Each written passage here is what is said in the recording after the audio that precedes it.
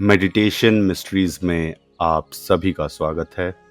दोस्तों, हम आपके लिए वीडियोस लाते हैं ताकि आप उसको अंत तक ज़रूर देखें। दोस्तों, कई साधक होते हैं, कई मित्र होते हैं जो ध्यान करने की शुरुआत तो करते हैं काफ़ी गाजे-बाजे के साथ, लेकिन कुछ असफलताओं के बाद ही वो इससे उनका मन हट जाता है, वो इससे निराश हो जाते हैं और हताश होके वो इसको छोड़ देते हैं। आज इसी से जुड़ी हुई एक कहानी लेके हम आपके सामने प्रस्तुत हुए हैं, जिस कहानी में एक चोर धैर्यपूर्वक ध्यान करना आपको सिखाएगा। तो आइए शुरू करते हैं आज का वीडियो। एक गांव के बाहर जंगल में एक नए-नए साधु बने, नए-नए संन्यास लिए हुए एक साधु रहते थे।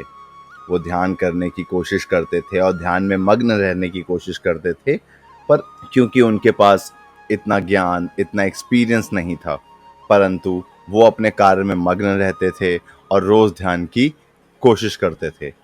एक रोज़ इसी तरीके से वो ध्यान में थे, जब एक चोर उनके पास आ पहुंचा। चोर साधु के पास आ पहुंचा और उन्होंने बड़े ही नर्म भाव से कहा कि हे संत, मैं एक चोर हूँ और मुझे कुछ दिनों के लिए रहने के लिए आपके पास जगह चाहिए। जब साधु ने ये देखा कि कितनी ईमानदारी के साथ उसने ये कबूला है कि वो एक चोर है और वो सामने से शरण मांगता हुआ आया है, तो क्योंकि उनका कर्तव्य है, उनका धर्म है कि वो किसी भी मांगने वाले को शरण प्राप्त कराएं, तो साधु ने इस बात पे खुश होते हुए चोर को हाँ कह दी। अगली रोज से चोर और साधु दोनों एक ही कुटिया में रहने लगे। साधु अपना ध्यान वगैरह में मग्न रहते थे, जबकि चोर अपने नियम से रात में निकलता था और अगले दिन सुबह वापस आ जाता था। साधु इसी तरीके से रोज रात में देखते कि कितने नियम के साथ वो चोर रोज रात में निकलता है और सुबह सुबह समय होने पे वापस भी आ जाता है, और उसके निकलते ही रात में साधु अपने ध्यान में लग जाते थे।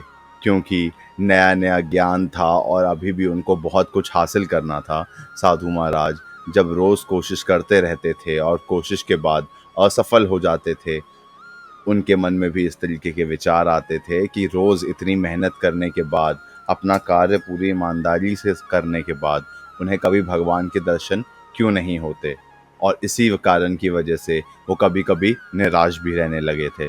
परंतु दिन का जो एक भोजन होता था, जो चोर और साधु दोनों साथ करते थे, उसमें साधु हमेशा उनसे पूछते थे कि और बताओ, तुम्हारा कैसा दिन गुजरा और तुम जो काम से गए थे क्या हुआ।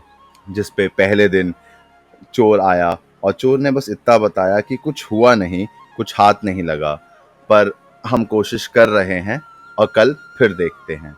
पहले दिन साधु ने इस बात को जाने दिया। दूसरा दिन हुआ, तीसरा दिन हुआ, चौथा दिन हुआ।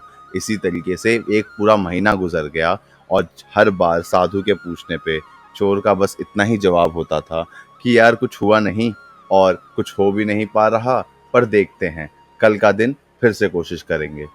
महीना भर इसी तरीके से बीत गया और रोज़ चोर के पास एक ही जवाब होता था। दोस्तों, यहाँ हम चोरी को एज एन इंटेंशन बात नहीं कर रहे, हम उसे एक कार्य की तरह उसका वर्णन कर रहे हैं। यहाँ पे हम चोरों को या चोरी को ग्लोरीफाई नहीं कर रहे, परंतु बस इतना बता रहे हैं कि एक कार्य कार्य होता है।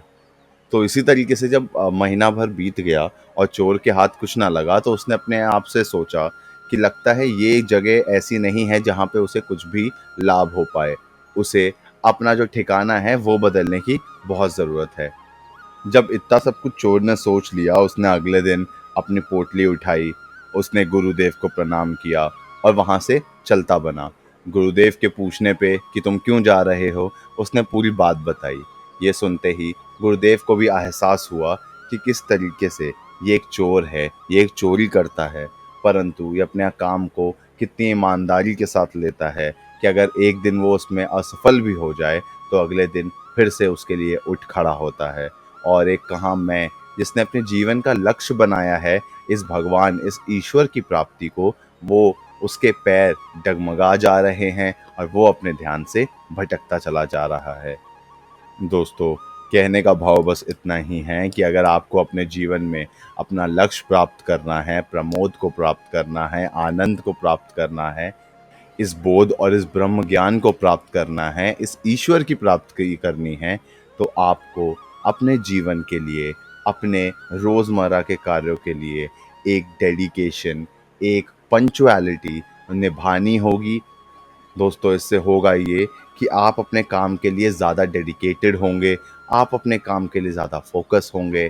1-2 बार, 3 बार, 4 बार जो उसमें एक अगर कंटिन्यूअस फेलियर भी आपको मिलेगा, तो आप अपने फेलियर से निराश या हताश होने की जगह उससे सीखना चालू करेंगे और अगले दिन की तैयारी में और जोश के साथ, एक नई टेक्नीक के साथ या एक नए आइडिया या एक नए सॉल्यूशन के साथ आप फिर से अपनी ज़िंदगी की समस्याओं को डील करेंगे।